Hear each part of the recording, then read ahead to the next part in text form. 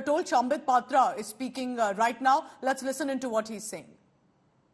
गिरफ्तारी होनी चाहिए या नहीं होनी चाहिए, इन सब विषयों को तथ्यों के साथ भारतीय जनता पार्टी, जनता जो कि जनार्दन है, जनता जिसके कारण हम हैं, उनके समक्ष रखने वाली है। मित्रों, मैं आपको एक ट्वीट दिखाऊंगा। ये 10 मई 2013 का है। 10 मई 2013, अरविंद केजरीवाल उस समय नए थे हिंदुस्तान की राजनीति में, और उन्होंने एक ट्वीट किया था, When will people start going to jail in this country? आप देख सकते हैं, ये ट्वीट है 2013 का, अरविंद केजरीवाल जी का। When will people start going to jail in this country? क्या तात्पर्य था उनका? वो नहीं चाहते थे कि साधारण लोग जेल चले जाए। क्या वो चाहते थे कि रोड चलता किसी भी आदमी को पुलिस, ईडी या सीबीआई उठा ले? नहीं। उन्होंने एक फहरिस्त जारी की थी कि लालू प्रसाद जैसे व्यक्ति, उन्होंने नाम लिया था रॉबर्ट वाड्रा का, उन्होंने नाम लिया था राहुल गांधी का, लिखा था सोनिया गांधी जी का नाम, यहां तक कि मनमोहन सिंह जी को भी छोड़ा नहीं गया था, प्रणब मुखर्जी तक को छोड़ा नहीं गया था।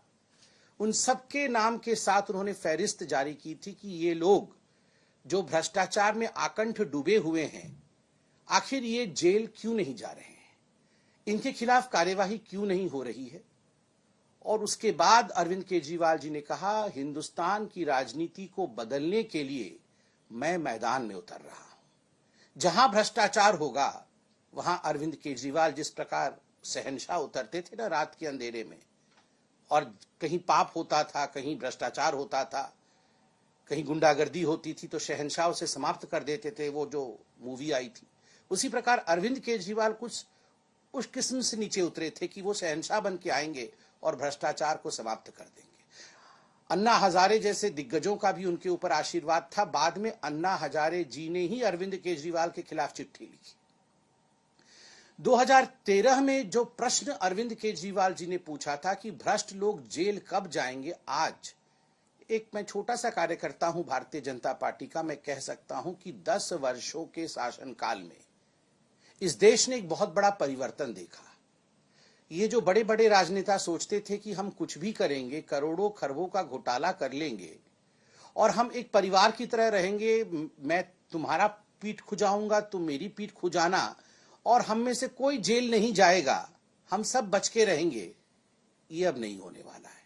Mister Kejriwal, people are going to jail, and if you are corrupt, people will continue to go to jail. अगर आप भ्रष्ट हैं तो आप जेल जाएंगे। अब की रीत अलग है, अब की नीत अलग है। आखिरकार अरविंद केजरीवाल जेल क्यों गए, उन्हें गिरफ्तारी उनकी क्यों हुई, क्यों गिरफ्तार करना पड़ा? लिकर स्कैम, शराब घोटाला। ये शराब घोटाला दिल्ली का क्या घोटाला है, कब शुरू होता है, इसकी टाइमलाइन और जिसे हम कहते हैं क्रोनोलॉजी क्या है? नवंबर 2021 में अरविंद केजरीवाल अनाउंस करते हैं कि हम एक न्यू एक्साइज पॉलिसी, अर्थात दिल्ली में एक नया शराब नीति लेकर आएंगे, आबकर नीति लेकर आएंगे, एक्साइज पॉलिसी, जिससे कि जो दिल्ली की एक्सचेकर है, दिल्ली का जो खजाना है, वो करोड़ों रुपए से लबालब हो जाएगा, भर जाएगा, और दिल्ली को बहुत लाभ होगा। मगर आनन फानन में, बिना कैबिनेट के अप्रूवल के और बिना सरकारी अप्रूवल के, जबकि सरकारी डिपार्टमेंट ने कहा था, एक्सपर्ट्स ने कहा था, ये जो आप एक्साइज पॉलिसी ला रहे हैं, प्राइवेटाइजेशन करने की बात कर रही है, उचित नहीं है, मत करिए, फंसोगे। ये सब कुछ ताक में रख करके फिर भी नवंबर 2021 में नई एक्साइज पॉलिसी आती है। जुलाई 2022 में दिल्ली के जो चीफ सेक्रेटरी थे, उन्होंने बड़े स्पष्ट रूप से कहा कि ये नई आबकार नीति जो आई है, इसमें कहीं ना कहीं गड़बड़ी है, इसकी जांच होनी चाहिए। और जुलाई 2022 में ही जो लेफ्टिनेंट गवर्नर थे, उन्होंने सीबीआई की जांच की आदेश दी। जब सीबीआई की जांच की आदेश हुई तो आनन फानन में अरविंद केजरीवाल जी ने इस न्यू एक्साइज पॉलिसी को, शराब नीति को तुरंत वापस ले लिया। पहला प्रश्न दिल्ली की जनता ने और हम सब ने पूछा कि केजरीवाल जी, जिस एक्साइज पॉलिसी को आप कहते थे कि ये कमाल का एक्साइज पॉलिसी है और इस एक्साइज पॉलिसी से दिल्ली के रेवेन्यू को करोड़ों का फायदा होगा, और भारतीय जनता पार्टी इसको लेकर राजनीति कर रही है। क्या कारण हुआ कि जैसे ही ये जांच के दायरे में आता है आप तुरंत उसे वापस ले लेते हैं और कोई कारण भी नहीं बताते हैं। तो आज तक वो कारण नहीं बताया गया, उसे वापस ले लिया गया। 19 अगस्त 2022 को आप याद करिए, पहला सीबीआई रेड होता है मनीष सिसोदिया डिप्टी सीएम के घर में, और 22 अगस्त 2022 को ईडी फाइल करती है केस मनी लॉन्ड्रिंग केस में कि बहुत बड़ा घोटाला हुआ है, मनी लॉन्ड्रिंग हुई है, पैसे इकट्ठे किए गए हैं गैर कानूनी तरीके से। कैसे? कार्टेलाइजेशन अलाउ किया गया है। ये शराब कंपनियों का जो एक जत्था बनाया गया है जो आपस में एक दूसरे को कैसे फायदा पहुंचा सकते हैं, इसके लिए एक्साइज पॉलिसी में प्रावधान किया गया। एक्साइज पॉलिसी पहले इन शराब कंपनी जो कि अरविंद केजरीवाल जी के मित्र हैं, अरविंद केजरीवाल जी के दोस्त हैं, उनको पहले लीक कर दी गई, फिर उसको ट्वीक किया गया, उसमें बदलाव लाया गया ताकि शराब कंपनी अपने मन मुताबिक इन कानूनों में बदलाव ला सके। जो ब्लैकलिस्टेड कंपनी होती है उनके लिए कानून में प्रावधान है कि वो इस टेंडरिंग प्रोसेस में अप्लाई नहीं कर सकते हैं। मगर बड़ा दुखद और आश्चर्यजनक विषय है कि न केवल उन्होंने अप्लाई किया, अपितु उन्हें इस पूरे ठेके में शामिल किया गया। केवल इतना ही नहीं, आपको जान के आश्चर्य होगा कि ये हर कोई जानता है, वैसे आश्चर्य आजकल होता नहीं है अरविंद केजरीवाल और भ्रष्टाचार के विषय में सुनने से। जो कमीशन इन शराब ठेकेदारों का बढ़ाया गया, पहले ये 5% पे था, 5% कमीशन ठेकेदारों को दिया जाता था, 12% कमीशन कर दिया गया, और इसमें बातें सामने आई कि लगभग 6 से 7% कमीशन बैकडोर एंट्री होकर ये ब्लैक मनी के रूप में आम आदमी पार्टी के जो हमारे कार्यकर्ता हैं, बड़े नेता हैं, उनको दिया गया है। करोड़ों रुपए इस माध्यम से दिए गए हैं। इसके लिए दिनेश अरोड़ा जी इत्यादि आपके सामने जो जिन लोगों ने ये किया है वो अप्रूवर भी बने हैं और उनकी स्टेटमेंट आज पब्लिक डोमेन में है। मार्च 2023 में अंततोगत्वा मनीष सिसोदिया की गिरफ्तारी होती है ईडी द्वारा।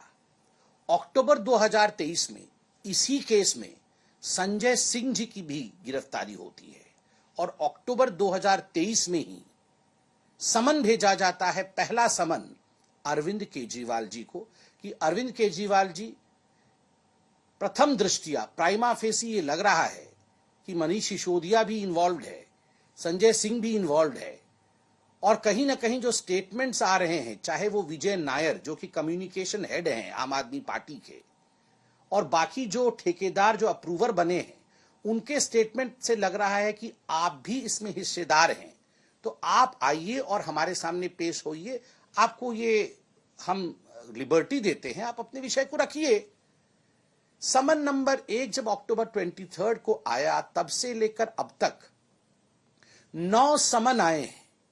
आश्चर्य का विषय है, एक भी समन में अरविंद केजरीवाल नहीं जाते हैं। अरविंद केजरीवाल जी की वो सेंस ऑफ एंटाइटलमेंट रहती है और वो बार बार कहते हैं कि ये इलीगल है, ये समन इलीगल है, इस समन के आधार पर मैं प्रस्तुत नहीं होऊंगा। मैं कोई छोटा मोटा व्यक्ति नहीं हूं, मैं मुख्यमंत्री हूं, मैं बहुत बड़ा व्यक्ति हूं, मुझे कैसे समन किया जा सकता है। आज गुरूर टूटा है। इस देश का कानून कहता है, चाहे मुख्यमंत्री हो चाहे आम आदमी हो, यदि आपने कानून के मुताबिक काम नहीं किया है, कानून को तोड़ा है और समन किया जाएगा, तो आपको समन का सम्मान करना है, आपको आके प्रस्तुत होना है। अरविंद केजरीवाल नहीं आए, बीच में क्या हुआ आप देखिए। मनीष सिसोदिया और संजय सिंह, इन सारे विषयों को लेकर कई बार, ऐसा कोई कोर्ट हिंदुस्तान में बाकी नहीं है जिन कोर्ट में सुनवाई नहीं हुई इनकी बेल को लेकर और शराब घोटाले के विषय को लेकर। मुझे लगता है हम तो पॉलिटिकल पार्टी के प्रवक्ता हैं, हमारे ऊपर बायसनेस का आरोप लग सकता है कि चलिए आप बीजेपी से प्यार करते हैं, आम आदमी पार्टी आपकी ओपोनेंट है, आप तो बायस्ड बयान देंगे। But the courts are not biased. I have statements of the court in my hand. What does the court say in case of Sisodia's bail?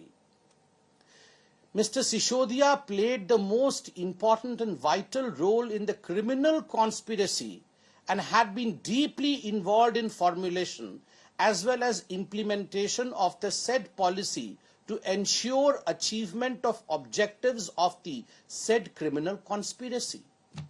Court कहती है कि जो सिसोदिया साहब है, एक क्रिमिनल कॉन्स्पिरेसी हुआ दिल्ली की जनता को लूटने का, और इस क्रिमिनल कॉन्स्पिरेसी में सिसोदिया साहब संलिप्त है। सिसोदिया साहब को बेल नहीं दिया जा सकता है और क्रिमिनल कॉन्स्पिरेसी में वो अक्यूज्ड है। आप सोचिए, ये दिल्ली की कोर्ट कहती है, ये छोटा विषय नहीं है। दिल्ली हाईकोर्ट क्या कहता है? दिल्ली हाईकोर्ट कहता है allegations are very serious in nature. जब बेल को रिजेक्ट किया गया और सारे तथ्यों को देखा गया, तथ्यों के आधार पर सुनवाई हुई, तो दिल्ली हाईकोर्ट ने बड़े स्पष्ट शब्दों में कहा these allegations are very serious in nature. इतने सीरियस एलिगेशंस हैं और आम आदमी पार्टी नाटक नौटंकी करने में लगी है।